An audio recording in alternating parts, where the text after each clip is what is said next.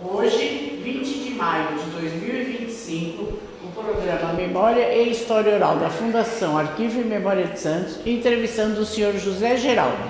Boa tarde, senhor José Geraldo. Boa tarde, boa tarde. Vamos começar com os seus dados pessoais, nome completo, nome dos seus pais, local e data do seu nascimento.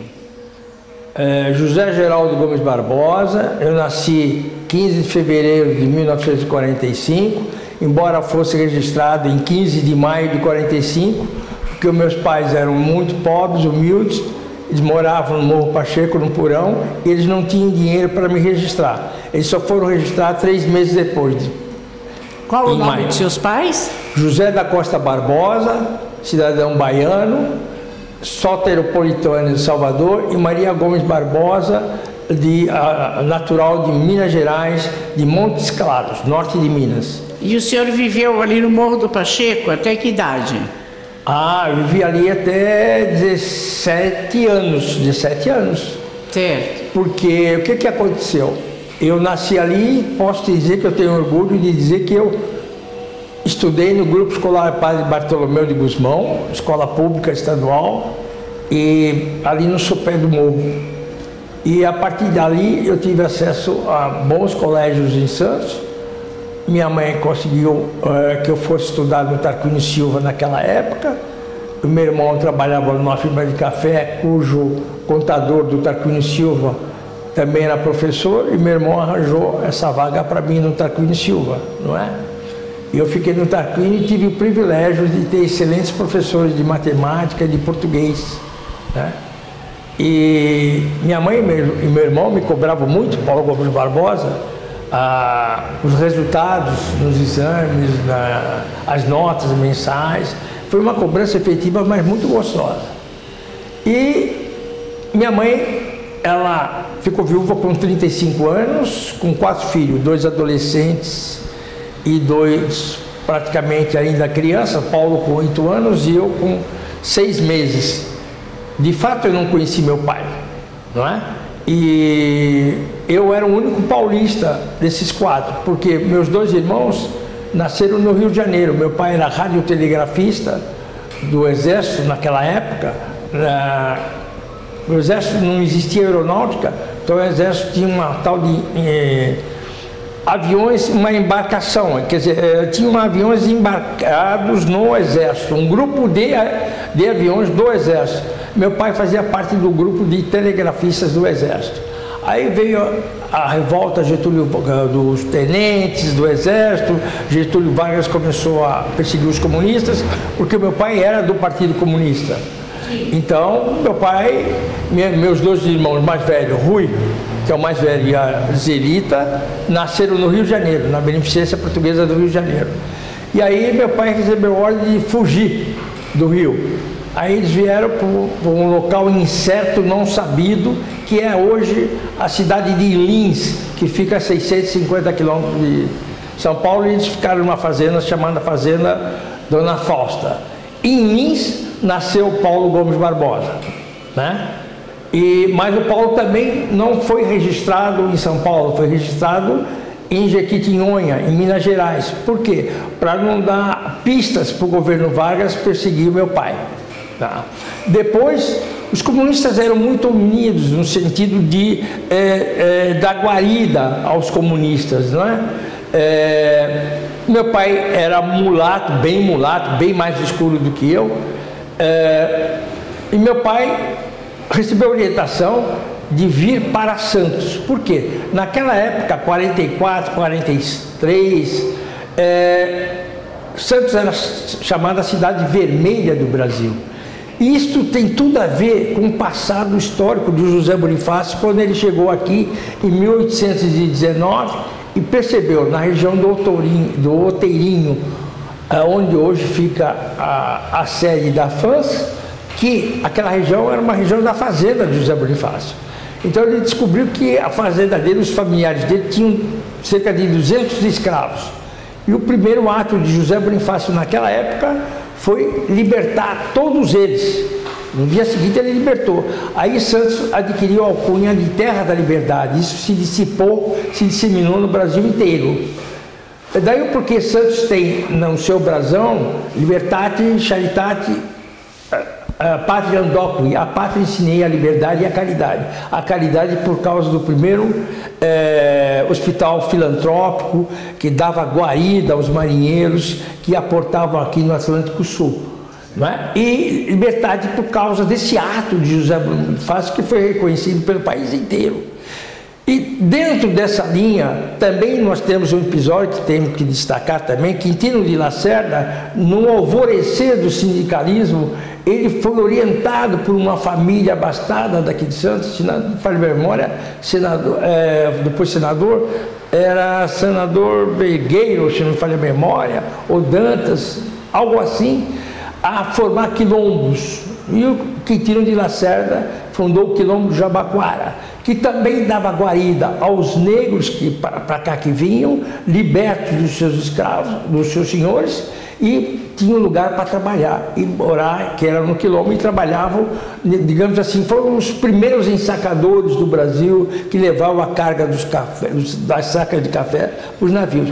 Dentro desse espírito é que o Partido Comunista começou a sobressair isso no Brasil, aqui em Santos. Santos se tornou a terra do sindicalismo. Tem um livro do Jorge Amado, nos Subterrâneos da Liberdade, se me falha a memória, no segundo volume fala alguma coisa, não diz do meu pai, mas diz da figura que o meu pai representava como um homem que orientava as pessoas, os comunistas que vinham para a Baixada em busca de abrigo. Meu pai então era um laranja desse tipo. Dentro dessa linha meu pai veio para cá. E ele veio e o partido arrumou um trabalho para ele. Arrumou a moradia e o trabalho. Isso. Então meu pai foi empregado, talvez um dos setores mais humildes da prefeitura naquela época, varredor da Praça dos Andradas. Ele varria a Praça dos Andradas, né? E meu pai, embora era uma pessoa que falava alemão, falava inglês, estudado por aquela época, né? Falava muito bem, escrevia muito bem, mas colocaram ele numa posição humilde também para disfarçar. E isso trouxe uma angústia, uma depressão muito grande, segundo minha mãe nos falava. E meu pai, acostumado a morar com minha mãe no Rio de Janeiro, em plena Rua Toneleiro, 990, Copacabana, depois para a Fazenda Fausta, lá em Lins, que a cidade hoje chama-se Lins, local incerto e não sabido. É uma herança, por isso que é Lins. Sim, é. E aí, quando veio para Santos, foi morar no Morro Pacheco, num porão, que era o jeito que eles já brigaram, um porão que tinha mais ou menos 13 por 4 e mais uma cozinhola, e nós ficávamos lá, o casal e mais os 4 filhos. Seu Zé Geraldo, vamos voltar um pouquinho. E aí seria bom se eu falar um pouco da sua infância, da sua pré-adolescência, da sua juventude, o início da sua formação, já que o senhor falou que viveu até os 16 anos ali no Morro, né? Fala um pouquinho disso para nós, dessa história. Como era o Morro? Você quer dizer, eu vivi no Morro Pacheco até 63. 63. O Morro Pacheco, eu tive o privilégio de nascer na Santa Casa e ser criado no Morro Pacheco. Minha mãe me teve na maternidade da Santa Casa Velha ainda, depois eu fui para o Morro. Porque minha mãe, ela foi muito sábia ao ficar viúva, ela pôs, como meus padrinhos, convidou para ser meus padrinhos de batismo, um casal de portugueses, que tinham 5 filhas adolescentes e 4 homens, tinha 9 filhos. E esse casal praticamente me adotou, todos eles. Sim. Tanto assim, e minha mãe trabalhava na Santa Casa à noite, e quando tinha uma necessidade, quando havia navios precisando de catação de café, ela ia fazer uma fezinha nos armazéns de café. Para quê? Porque ela ficou sem marido, sem lenço, sem documento, sem eira nem beira, sem família nenhuma, sem receber auxílio nenhum de ninguém. O partido não ajudou ela? Nada, só ajudou naquele quartinho, que ela morava no porão, não é? Bom, e aí minha mãe teve que se virar. E essa família praticamente me adotou. a mim e o Paulo, né? Principalmente a mim, que era bebê, né? E aí eu cresci como um rei, com muito amor, porque todas essas moças cuidavam de mim como se fosse a criança da casa. Sim. Então eu ganhei muito, porque minha mãe ia trabalhar, pegavam um saco branco daquela época de açúcar, lavavam, faziam camisas para mim, faziam roupas, elas eram costureiras e me cobravam também os meus resultados na escola primária. Eu sempre fui bom aluno, por cobrança efetiva delas, me ensinavam, né? E aí eu comecei a me destacar no morro para saber. Eu lia muito, já naquela época me emprestavam livros. Lia livros não só de Machado de Assis, mas também tinha um deles que tinha livro, eu vou dizer um português aí não adequado, de sacanagem, de mulher pelada, etc. Naquela época já existia, né? Tinha um tal de Zéfiro que ele via sobre isso. E aí eu fui criado dentro o Morro do Pacheco era a minha praia, o meu quintal. E eu fiz grandes amigos, porque no morro naquela época moravam muitos espanhóis, muitos portugueses, moravam nordestinos, que eles tinham um emprego ou na inglesa, que eles diziam, que era a rede ferroviária Santos Jundiaí, São Paulo Railway. E também tinha, muitos deles se destacavam na Codesp. Então tinha uma elite de trabalhadores do morro, da cidade, que morava no Morro Pacheco, né?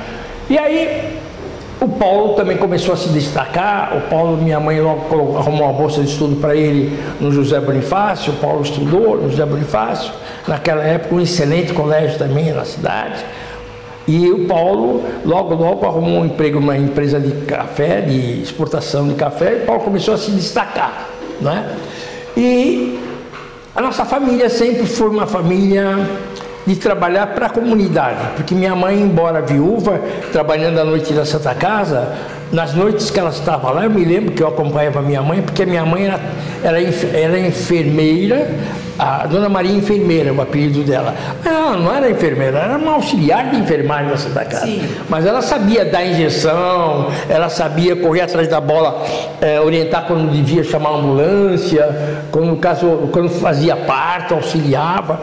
Então minha mãe foi digamos assim, uma senhora que granjeou, ela soube articular e ela transformou de um limão uma limonada. Então eu e Paulo fomos privilegiados, me emociona falar disso, mas é verdade.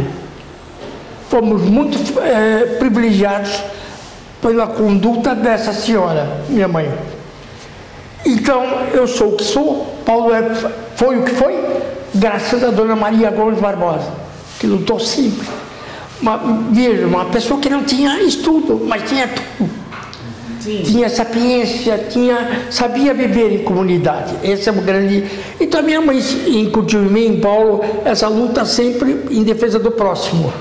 E o Paulo se tornou presidente da Associação dos Amigos da Sociedade Amigos Melhoramentos do Morro Pacheco. Ah, vocês continuavam? Continuamos, e o Paulo se destacou. Sim. Então o Paulo, com 21 anos, era presidente. E aí eu tinha, quantos anos? Eu tinha 13 anos, 12 anos, então eu auxiliava o Paulo. Então eu me lembro de uma passagem, todo ano do político, os candidatos a vereadores, a prefeito iam no morro, né? E o Paulo começou a se tornar conhecido. E na época, um prefeito que se destacou era o José Gomes, que era um prefeito radialista, tinha um cabelo de fogo até. E o prefeito José Gomes, Paulo, vivia no gabinete do José Gomes, eu ia junto com o rol daquilo que a gente precisava da prefeitura, para pedir manilha, pedir cimento, para pedir tijolos. E o Paulo tinha um grupo de ucranianos aposentados, que vieram para Santos e moravam ali na São Leopoldo. E o Paulo fez amizade com os caras, e os caras planejavam como retificar uma vala, como fazer uma ponte, cálculo de concreto, de ferragem, e o Paulo começou a se destacar nisso, né?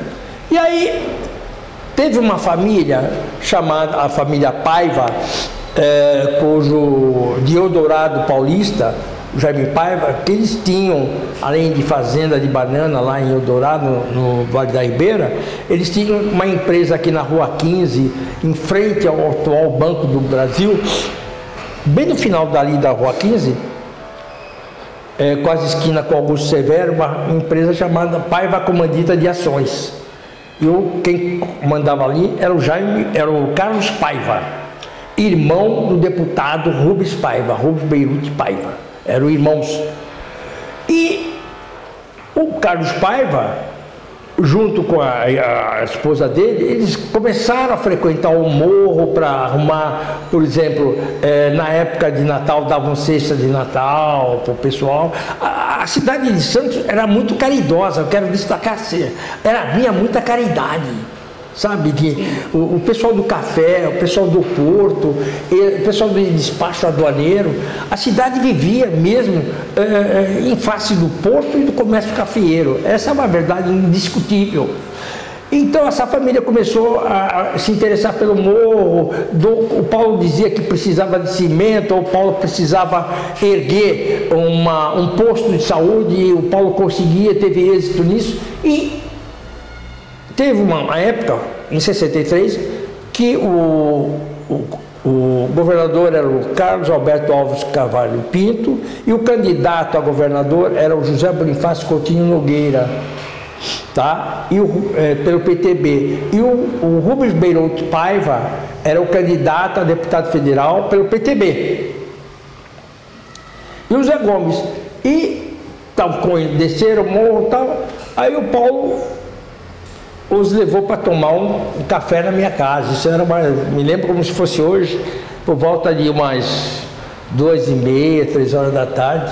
Então eu sei que minha mãe fez café para todo mundo e eu tive contato com o Rubens Paiva, eu com 13 anos, ele perguntava onde eu ia estudar, e o Carlos Paiva também. E foram pessoas que depois, eu já na faculdade tive contato com o Carlos Paiva e soube que ele pegou um câncer no cérebro, morreu. Eu tive, digamos assim, eu vi de novo junto com a esposa, que era uma carioca, eu não me recordo o nome dela agora, mas eu fiquei muito, digamos assim, muito desconfortável ver a situação dele. Ele me reconheceu pela voz, Carlos Paiva. E à época, o Rubens já era deputado federal. E aí foi no final de 63, aí, né? Bom, conclusão. Muita vida no Morro Pacheco, muita vivência. Isso é um lado, digamos assim, político. Mas tinha outras coisas gostosas no Morro. Nós tínhamos um time de futebol, a gente ia jogar no Barreiro. O Barreiro era o melhor time de várzea da cidade. O meu irmão sempre foi um excelente jogador de futebol, era convidado. Então naquela época eu acompanhava os jogos de várzea. Santos era uma cidade muito rica, todo sábado e todo domingo tinha festival de clube de várzea. O Santos Futebol Clube estava no apogeu, não é? Então, o que eu posso dizer? Estudei em bons colégios, nasci em berço esplêndido, não materialmente, mas com muito afeto, com muita sabedoria, porque eu tinha todas essas pessoas para me informar, Dionísio, para me cobrar, para me perguntar, né? Então, me ensinar a fazer papagaio, fazer balão, correr atrás de balão, correr atrás de papagaio, levar surra da minha mãe, porque eu subia numa pedrona que existe até hoje, minha mãe com medo que eu caísse de lá. Então eu te digo o seguinte: nenhum dos meus filhos teve a infância que eu tive, entendeu? Seu Zé Geraldo, pegando esse gancho aí da fala que o senhor está passando para nós, fala agora um pouco a sequência da sua formação. Vamos lá. Bom, eu sempre fui um bom aluno em matemática. Sempre fui estimulado a ser bom em matemática. Por causa daquela cobrança do meu irmão, da família dos portugueses que me cobravam, Jurema, a Vilma, Ercílio. Eu tinha um exército de pessoas que queriam que eu brilhasse. Eu participava num programa que tinha em Santos, da Rádio Atlântica de Santos, ao domingo às 10 horas, programa da Dona Dindinha Sinhá, e tinham 2 apresentadores, ora o Marcelino Júnior Marcelino dos Santos ou Correia Júnior. Esses 2 faziam perguntas para a gente no programa e a gente quem respondesse as perguntas ganhava uma latinha daquela farinha láctea da Leonesa, ou recebia bananada, naquela época, ou novelos de lã. Então eu sempre levava para casa isso aí, e também uns trocados equivalentes a 5, 10 reais hoje, que me permitia ir no Cine Guarani, Cine Coliseu. Por isso que eu digo, tudo isso teve uma vida de rei. Sim. Embora minha família não tivesse bens materiais nenhum. Não é? Isso que eu quero dizer para você. Mas isso me permitiu, por exemplo, quando eu me predispus a fazer vestibular de engenharia, porque todo mundo queria que eu fizesse direito, porque aqui em Santos não tinha engenharia. Meu irmão queria que eu fizesse direito aqui, porque ele ia arrumar uma bolsa. O seu irmão já tinha feito direito? Não, Paulo não. Paulo sempre foi comerciante de café, depois é que ele foi fazer direito, já casado. E aí, o Paulo, não, você tem que ser, mas eu queria fazer engenharia. E eu tenho um grupo de amigos, principalmente o irmão da minha mulher, que fazia medicina em Curitiba, estava no 3º ano de Curitiba. E aí ele conversou comigo, olha, em Curitiba existe um local chamado Casa do Estudante Universitário do Paraná. Se você entrar na Universidade Federal do Paraná, você se credencia a fazer um exame de pobreza. Um exame que se candidataria, e a Casa do Estudante tem 400 apartamentos, 200 apartamentos, melhor dizendo, cada apartamento cabe 2 pessoas, e você vai se credenciar. Mas se você passar num concurso de pobreza, você vai sobreviver, vai conseguir fazer os 5 anos de engenharia. Por quê? Porque eu não tinha, minha mãe não tinha condições, a minha família não tinha condições que eu entrasse no ITA ou na Poli, como é que eu ia sobreviver? Sim, morasse. Naquela época não tinha CRUSP, não tinha as facilidades que tem hoje. Então, eu fiz aquilo que eu podia garantir uma bala de prata, como é que se fala bala de prata? Aquilo, eu tinha que entrar na engenharia do Paraná. Né? E eu entrei. Quando eu entrei, os primeiros 3 meses até entrar na Casa do Estudante, eu tinha que me virar. Como é que eu me virei? Fui trabalhar à noite no bar da rodoviária, das 18 até meia-noite, para poder garantir lá, servir Bauru, fazer aquilo que o povo na Copa precisava comer, leite, etc. E caramba, minha laranjada, que vida gostosa. Então você aprendeu a conviver com esse pessoal todo.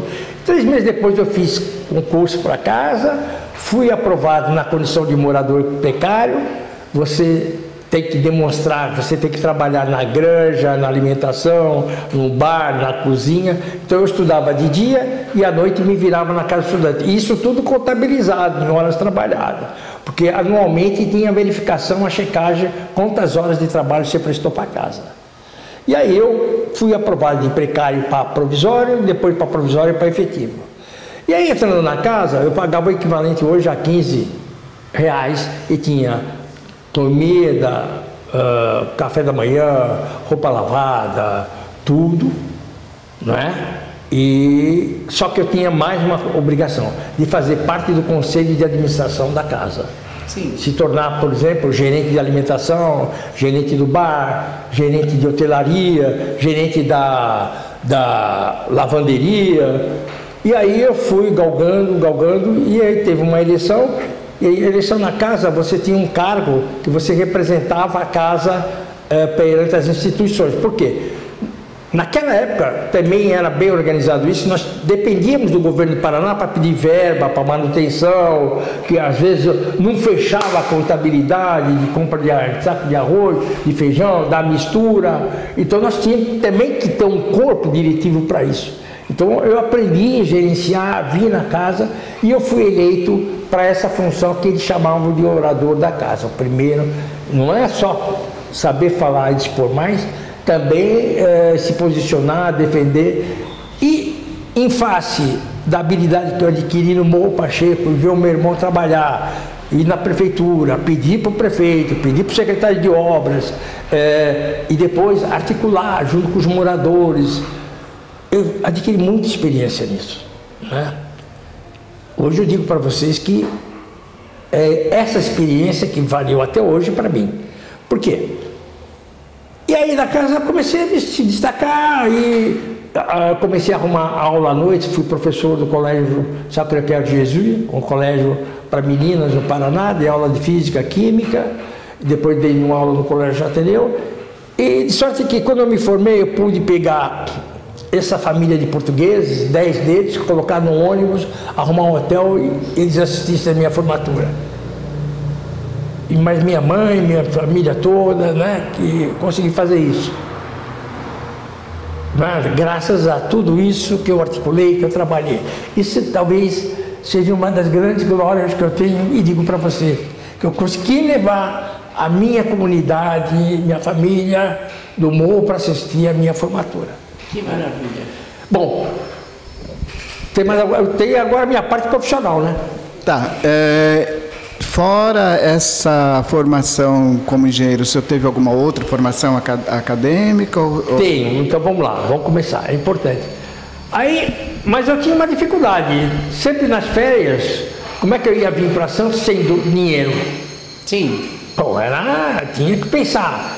Então, eu me candidatava a fazer estágio. Então, quando eu vinha para Santos, eu fiz estágio na Carbocloro, na Cosipa, na Copebras, você entendeu? Então, eu vinha para cá e defendia o meu salário mínimo. Então, eu chegava aqui e já tinha meu dinheirinho. Sim. Principalmente nas férias de verão, entendeu?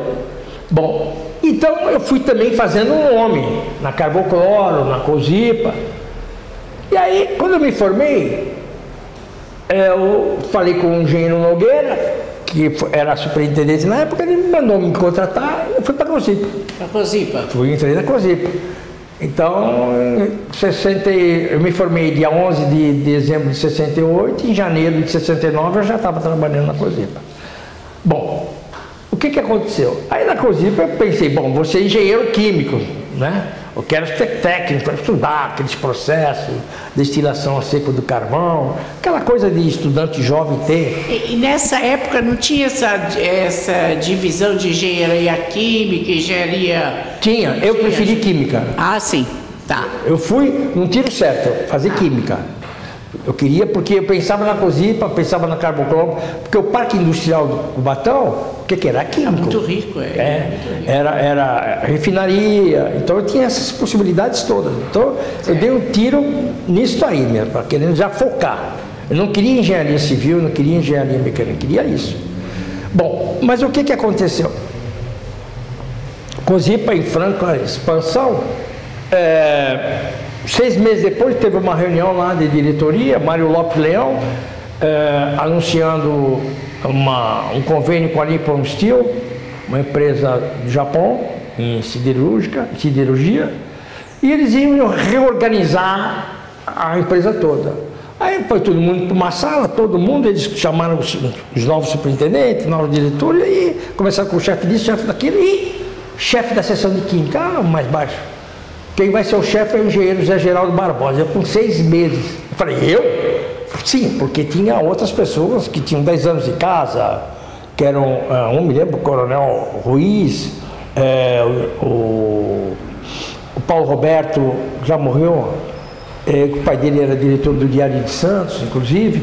E aí eu fui escolhido, aí eu perguntei por que eu tinha sido escolhido. Olha, você foi escolhido porque você é um dos engenheiros nossos que tem habilidade em lidar com gente. Você sabia chamar o peão, conversar, elogiar, dar bronca e estimular o cara, independentemente da sua simpatia.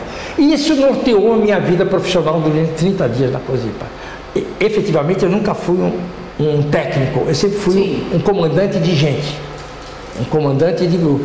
A Cosipa me mandou para o Japão, me mandou para a França, me mandou para os Estados Unidos. Quando eu voltava, eu tinha que implantar um projeto. Então eu sempre fui condutor de equipes. Eu já comandei equipe de 15 a 300, até 3 mil homens, né? Então essa foi a minha grande habilidade que eu fiz. Sei lá se é habilidade ou não, mas era a minha função. Então eu nunca fui um técnico. Sempre fui aquele cara que fazia reunião com os japoneses, com a minha equipe, vamos implantar esse equipamento. Em quanto tempo? O que está falhando? Tal, cobrando e trazendo tal. Porque lidava com muito dinheiro. Na época era milhões de dólares. Né? Então essa foi a minha característica. E numa das minhas idas para os Estados Unidos, em Vanderbilt, a COSIPA me mandou para mim fazer um curso junto com o pessoal da USP, do ITA, How to Make Innovation Technology, como se faz uma transferência de nova tecnologia. E na época, Dionísio, era a época dos motores de carro a álcool, sabe?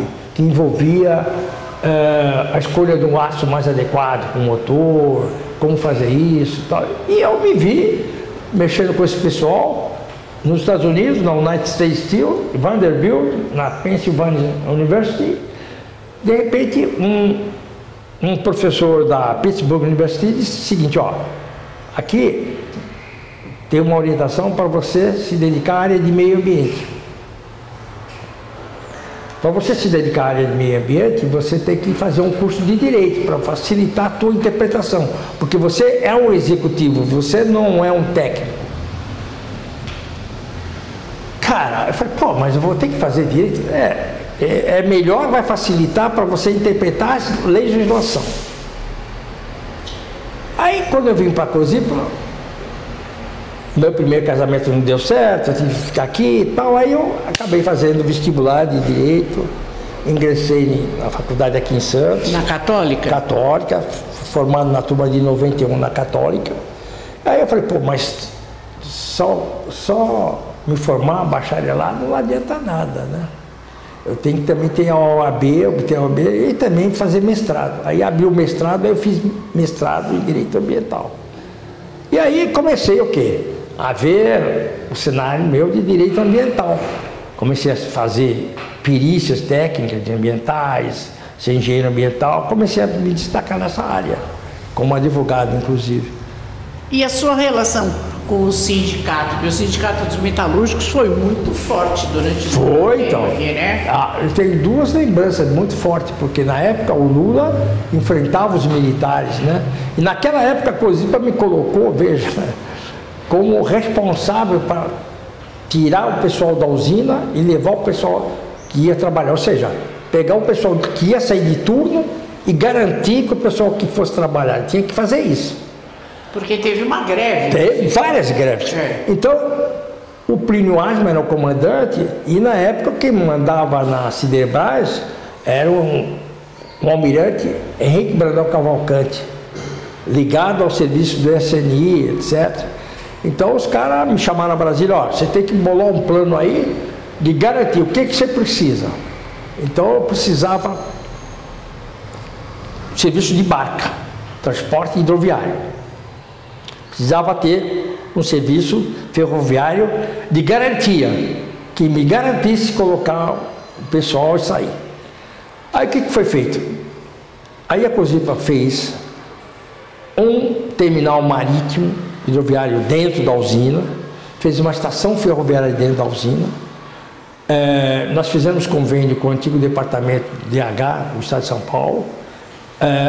Alugamos uma barca que existe até hoje, a Paicará, que cabe 1000 passageiros, né? Fomos na rede ferroviária do Rio, que tinha lá uma composição do trem húngaro, que estava desativada, e eu levei uma equipe de engenharia para o Rio para ver como é que nós podíamos fazer. Aí nós chegamos à conclusão que o rotor estava bom, só tínhamos dificuldade no ar-condicionado.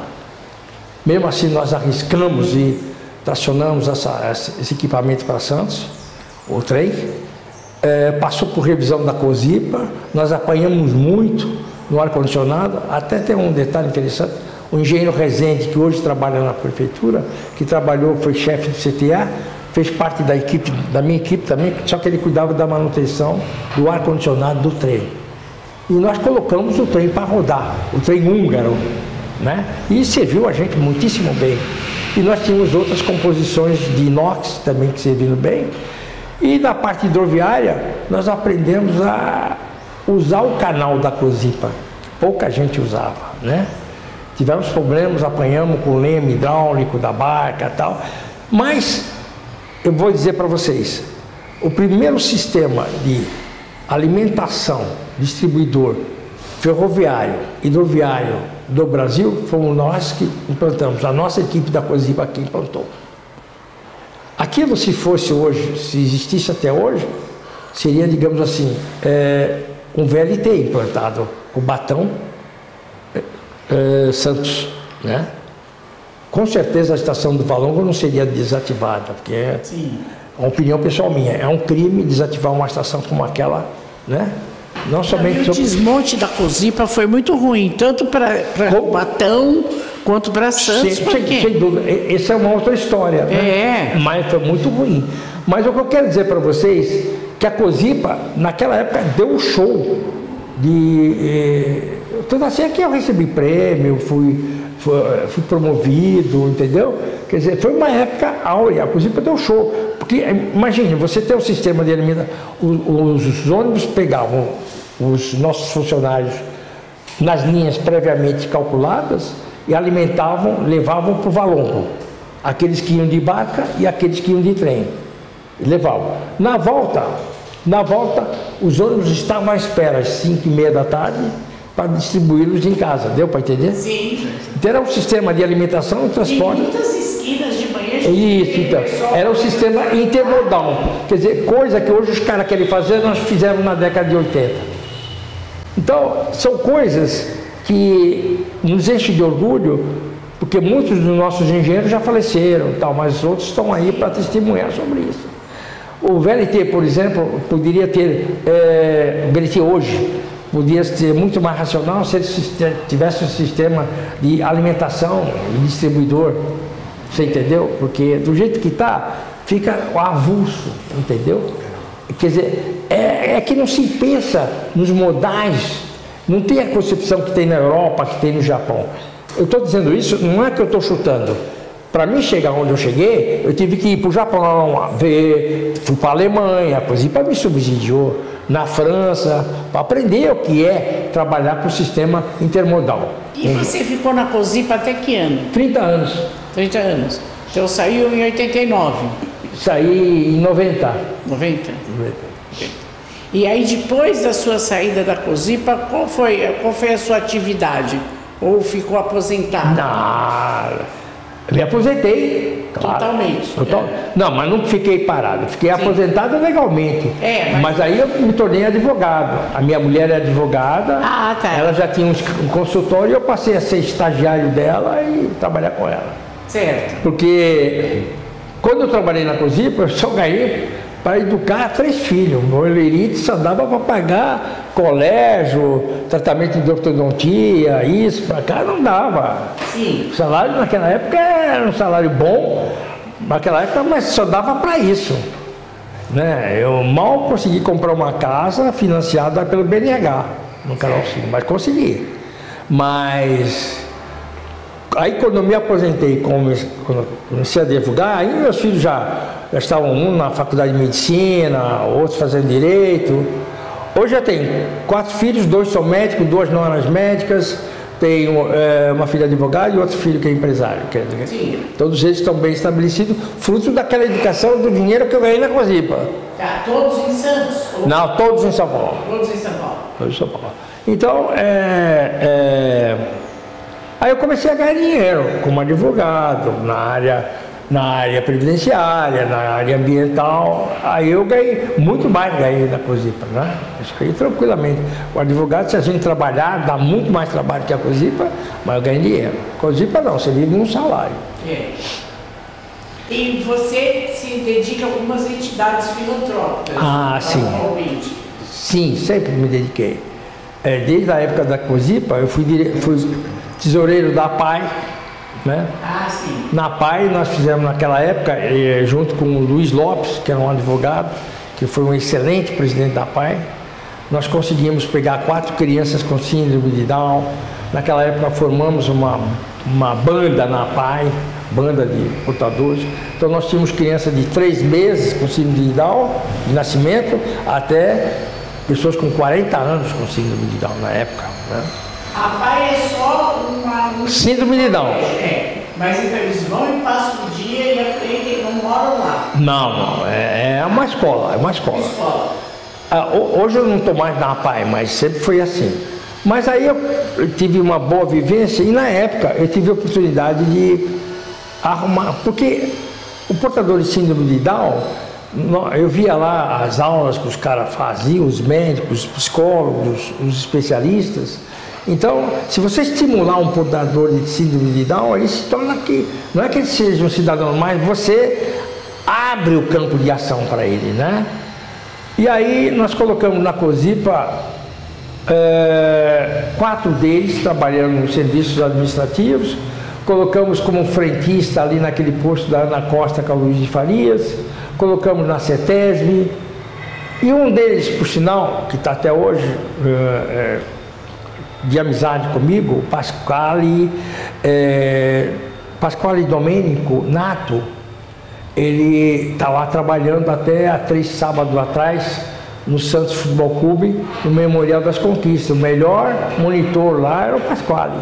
Hoje tem 53 anos, é um dos símbolos, digamos assim, da boa educação da PAI com as crianças desse tipo. Mas não foi só nisso que eu trabalhei. Eu trabalhei durante 10 anos no Tribunal de Ética e Disciplina da AB, como advogado relator, relatando os casos de transgressão ética, disciplinar dos advogados. A Santa Casa também, não? Trabalhei um tempo na Santa Casa como conselheiro, aí divergi da postura do atual provedor, porque eu entendo que um hospital tem que investir maciçamente, tecnicamente, na qualidade da enfermagem, na qualidade dos médicos, né?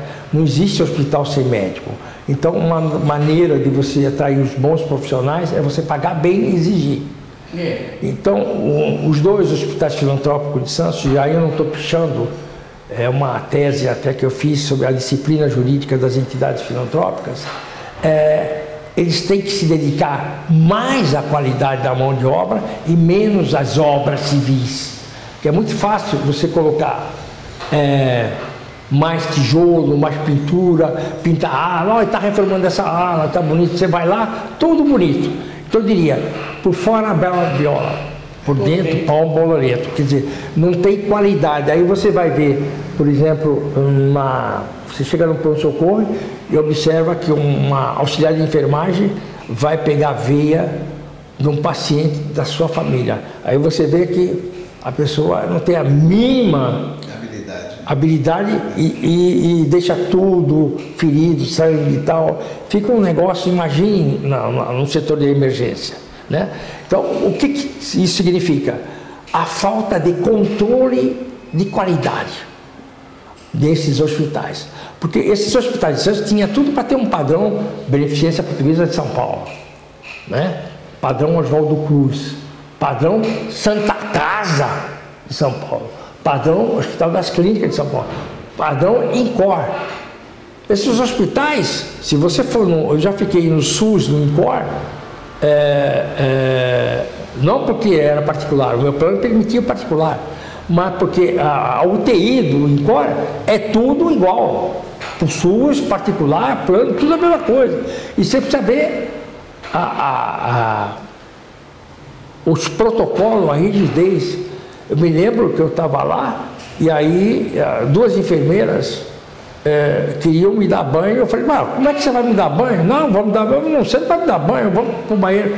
Aí elas me deram banho na cama, né? E em 15 minutos. Eu fiquei perfeitamente asseado. Aí você vai ver a graduação delas. Todas fazendo mestrado em enfermagem, doutorado em enfermagem, qualquer curso lato sensu de enfermagem. Aqui em Santos não se preocupa com a nossa qualidade de mão de obra. Vocês entenderam? O pessoal, por exemplo, recebe uma emenda de 5 milhões de reais da Câmara Federal. Ao invés de pegar 1 milhão, vamos investir em cursos desse pessoal, os caras querem derrubar a parede e construir parede. Essa é a verdade. Ou trocar o piso. Eu nunca vi, nem do presidente da Beneficência Portuguesa, nem do presidente do provedor da nossa Santa Casa, algo assim interessado na qualidade. Na formação das pessoas. Né? Por exemplo, eu há uma questão de uns 5 meses atrás, junto com um grupo do Rotary Club, eu também sou rotariano, né? Ah, sim. Nós queríamos trazer para Santos a cirurgia de medula. De medula, né? Sim. Que é um transplante relativamente barato, porque a própria pessoa doa a medula sã. Você tira uma parte da medula boa, destrói a sã e coloca no paciente de novo, injeta no paciente. Isso exige o quê? Um local adiabático. Um quarto adiabático. O que é um quarto adiabático? Que não permite a entrada de ar nem saída de ar, é sempre renovado, para impedir a presença de micro-organismos, para você ficar seguro. É praticamente a metade de uma ala, até você ter as enfermeiras e tal. É um controle, digamos assim, de pré-higienização e higienização. Não temos aqui. Nós podíamos fazer isso, quer ver, há 30 anos atrás, não, em 2005, na Beneficência Portuguesa, eu tive a oportunidade de levar para a Beneficência, junto com o meu pessoal da COSIPA, as normas ISO 9002, de qualidade, para o banco de sangue, para o laboratório, para a maternidade. E nós estamos funcionando bem. E nós queríamos trazer um transplante renal. Por que um transplante renal? Porque com o transplante renal, você não submete o paciente a hemodiálise, que aquilo lá, vocês não imaginam como é dolorido aquele negócio. Tem muita gente que sai lá do Catiapuã, lá na Praia Grande, vem fazer hemodiálise aqui na Santa Casa, na Benê. Quem vê um paciente de hemodiálise, você não tem aí como sofre. Então eu falei assim, poxa vida, os casos mais críticos, tem que mandar para São Paulo, mas aí o cara já está praticamente morto. Vamos fazer um transplante renal em Santos. Então eu entrei em contato com a Escola Paulista de Medicina. Meu filho estudava lá na época. Aliás, não, ele continua até lá estudando. Meu filho é doutor em Medicina Esportiva pela Escola Paulista de Medicina. E nós trouxemos a Santos o Dr. Éder Medina, que é o papa do transplante de rins no Brasil. Né? Aí ele veio e tal, olha, a instalação é essa e tal, só que eu vou trazer a minha equipe de enfermagem, de médicos, cirurgiões, de psicólogos.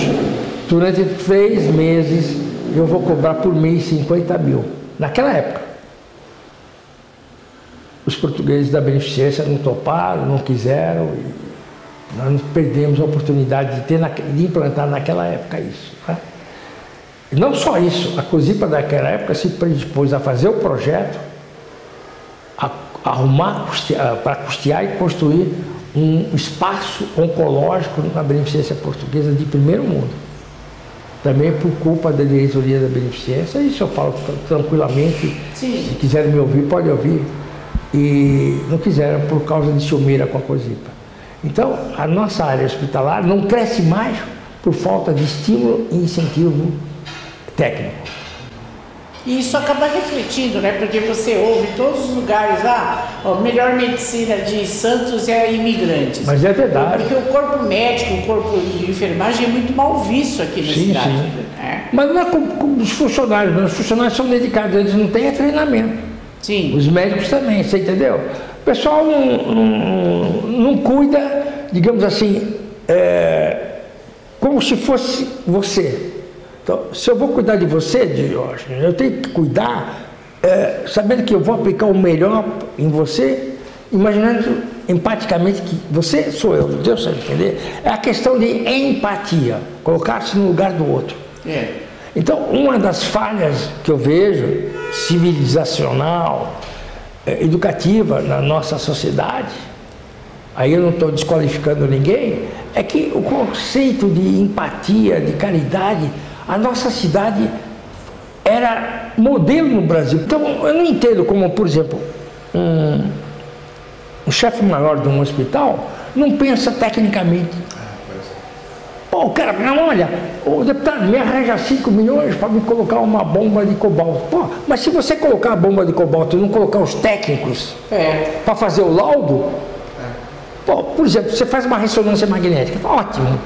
Mas quem vai dar o laudo? Quem faz o laudo? Quem sabe ler o laudo? Vocês entenderam? Por isso que a gente vai fazer em São Paulo uma ressonância, vai fazer uma tomografia em São Paulo. Por quê? Porque em São Paulo você tem um especialista com curso de pós-graduação em interpretação de imagem, o cara tem mestrado, tem doutorado. Quando você pega um cara lá da Santa Casa, que é um doutor em imagem, um AC Camargo, por exemplo, essa é a diferença. Vocês entenderam? Isto que aqui em Santos está difícil eu incutir. Então, quando eu falo isso, o pessoal, pô, o Zé Geraldo só critica. Não é que eu só critico. Mas isso também é fruto de uma conduta, digamos assim, ignorante. Quando que o senhor começou a se interessar pela história da cidade, assim, de uma forma mais efetiva, e pelo José Bonifácio? Vamos lá. Eu vou dizer já, quando eu comecei a estudar José Bonifácio. Por que eu estudei José Bonifácio? É a pergunta que você devia fazer. Quando eu comecei a fazer mestrado em Direito Ambiental, a gente tem que ler muito. Depois tem que... A minha tutora, a minha orientadora era Maria Paula Dalari, filha do Dom Dalari. Era uma caixinha, uma mulher... É minha amiga até hoje, mas já era muito. Ela não dava colher de chá, você tinha que ler um livro por semana. Aí quando eu comecei a estudar ecologia econômica, comecei a estudar os primórdios da ecologia, como é que surgiu o termo da ecologia, da existe ecologia, Alexander von Humboldt lá atrás, no século XVIII, século XIX, na Alemanha. E aí descobri que um cidadão de Santos tinha visitado o cara lá, em Freiberg, cidadão chamado José Bonifácio de Haddad Silva.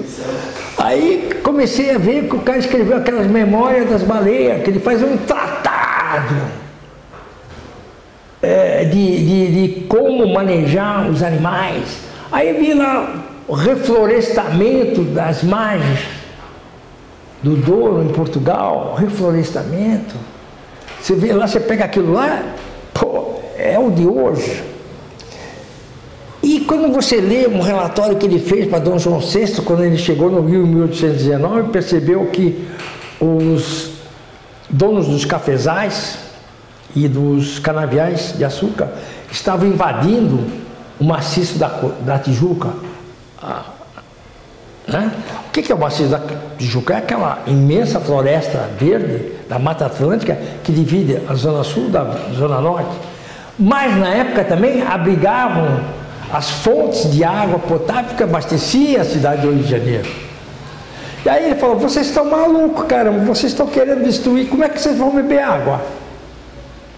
Aí ele e Alexander von Humboldt fizeram um plano de reflorestamento da Floresta da Tijuca, foi em 1822, que só foi implantado já por Dom Pedro II em 40 anos depois, em 1862, por Dom Pedro II, que ele fez o plano de reflorestamento. Mas se não fosse a observação de José Bonifácio, a Floresta da Tijuca não seria isso que ela é hoje, que nós todos temos orgulho da cidade maravilhosa que é o Rio de Janeiro.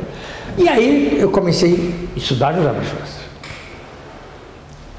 Aí comecei a ver as histórias de Santos, onde ele nasceu. Aí comecei a me aprofundar naquilo que minha mãe falava, dos comunistas, daquilo que Jorge Amado falou em Subterrâneos da Liberdade, em Quintino de Lacerda. Aí comecei a ler sobre isso. Não foi gratuito, não. Eu comecei... cada vez que eu estudava um, eu tinha a obrigação de estudar outro, né? E aí eu comecei a ver os problemas da minha cidade. Comecei a estudar bastante o que é ser um cidadão, né? O que é você nascer numa cidade, exigir que ela tenha um curso, pelo menos no nível que eu tive de escola pública. Eu tenho orgulho de dizer para você que eu estudei em escola pública, o Grupo Escolar Fábio Bartolomeu de Guzmão, Tarquínio Silva não era público, mas era aberto para todo mundo. Colégio Canadá, Colégio Matias Afonso, que eram excelentes escolas. Cara, eu fiz vestibular, passei direto.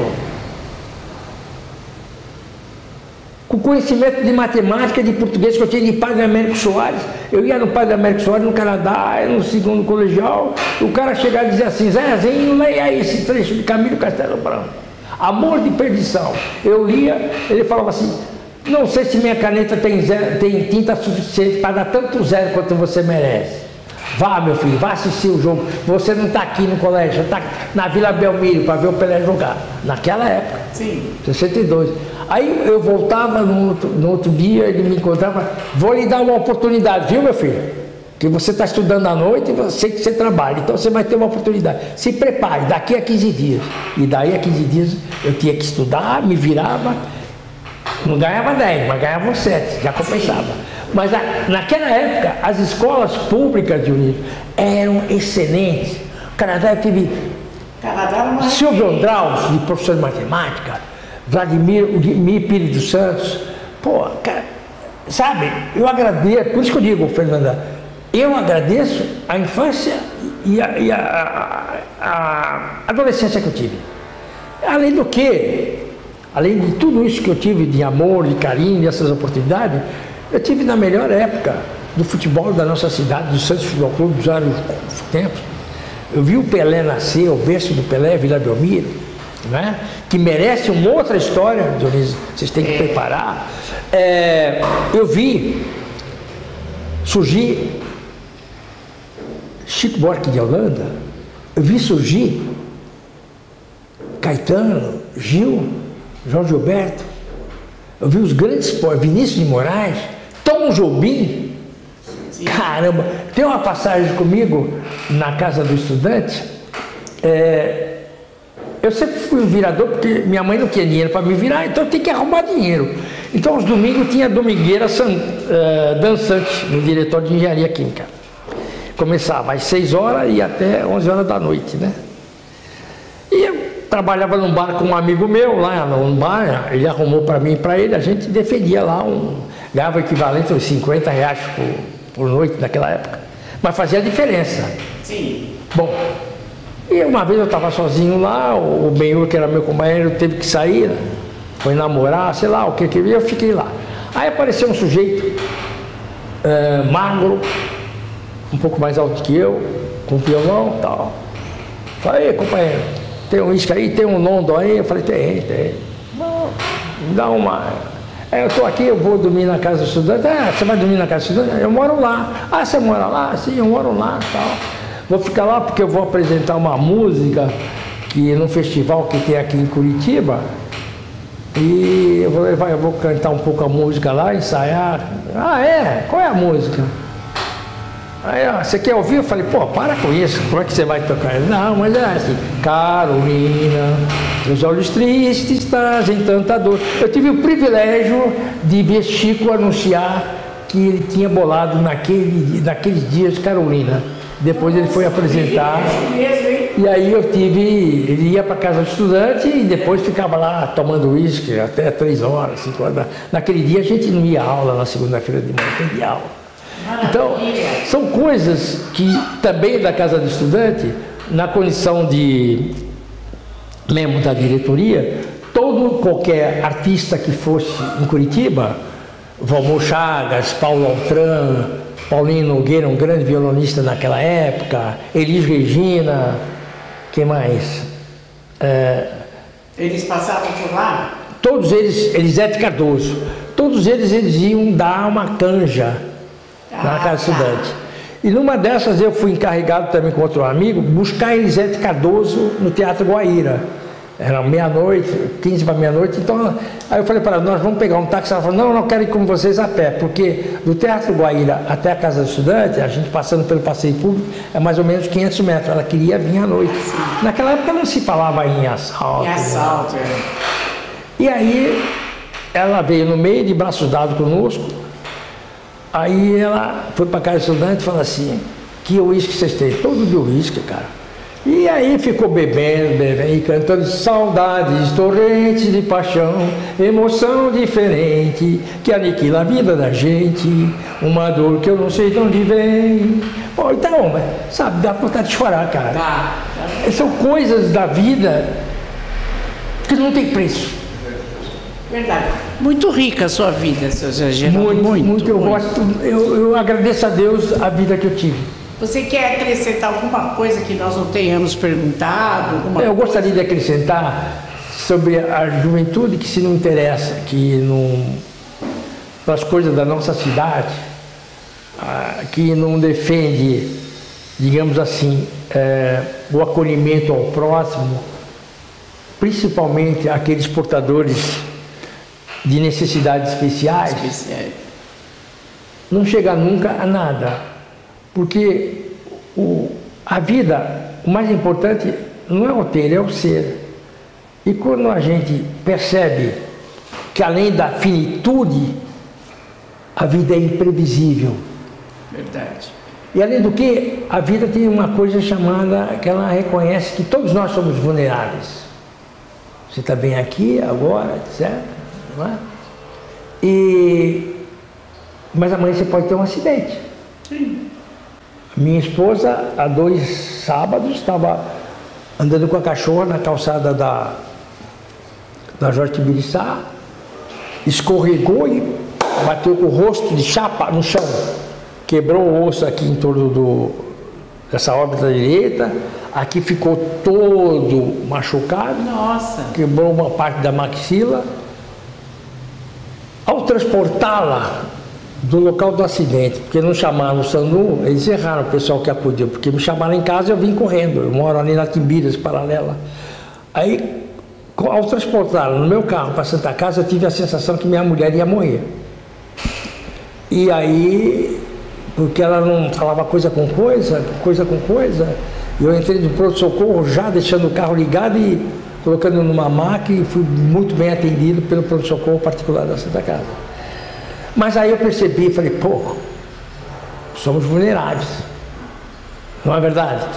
Então, o que eu quero dizer é o seguinte, Fernanda, nós temos que aprender isso que vocês estão fazendo, não é só com o Zé Geraldo, pegar outras pessoas, outros depoimentos, e coloque isso disponível, viu, Dionísio, nas nossas bibliotecas.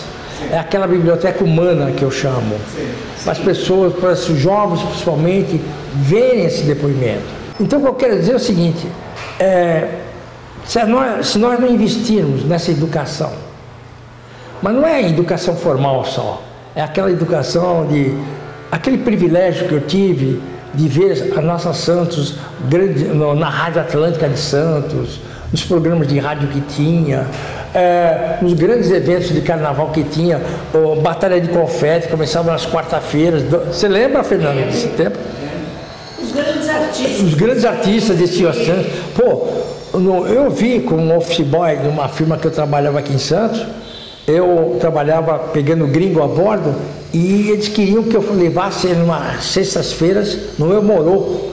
Então a minha mãe teve que dar uma permissão perante o juizado menor, porque era atuante o juizado menor. Sim, era o juizado. Corria atrás de você era preso mesmo numa conta. Era. E aí, eu levava os gringos no Eu Moroco Night Club, tinha um night club na Boca de Santos, chamava-se Eu Moroco.